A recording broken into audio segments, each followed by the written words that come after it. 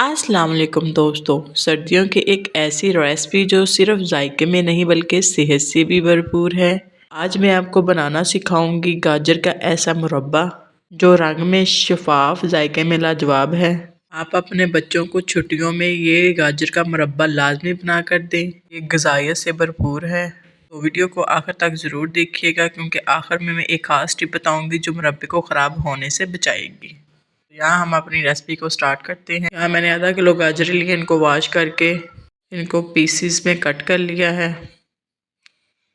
Pieces cut करने के बाद अब हम एक लेंगे कढ़ाई, इसमें हम ऐड करेंगे 2 कप पानी।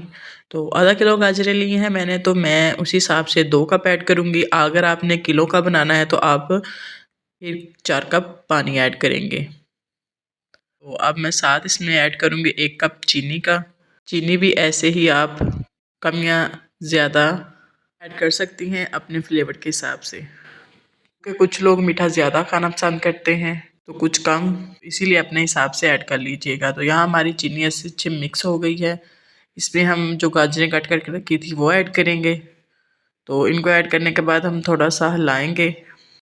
तो याद रहे, गाजरों को हमने गलने नहीं देना, इनको पकाना है।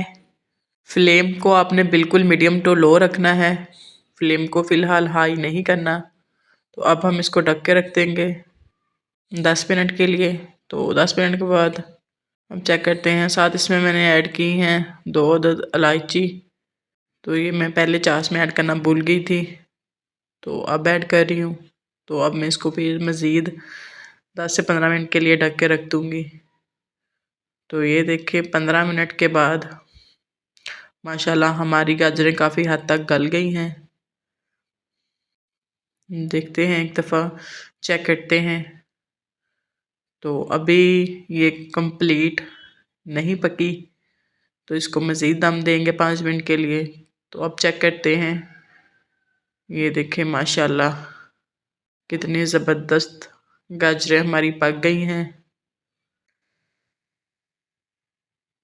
तो चाश अभी हमारी पतली है, तो अब हम इसको गाढ़ी करेंगे क्योंकि हमें इतनी पतली चाश नहीं चाहिए। इसको तकरीबन हम तेज़ फ्लेम कर देंगे। अब फ्लेम को हाई करने के बाद हम ढक्कन को थोड़ा सा ऐसे हटा कर रख देंगे। तो देखें 5 मिनट के बाद हमारी चाश भी अच्छे गाढ़ी हो गई है। तो ये है फाइनली हमारी टिप। तो यहाँ इसमें मैं हाफ़ लेमन का जूस ऐड करूँगी। इससे देखें हमारी गाजरों में कितना ज़बरदस्त सा कलर आ गया है। और साथ इसमें मैं ऐड करूँगी बिल्कुल हाफ़ टी स्पून नमक का। इससे बहुत अच्छा फ्लेवर आता है और ये मुरब्बा ख़राब नहीं होने देते।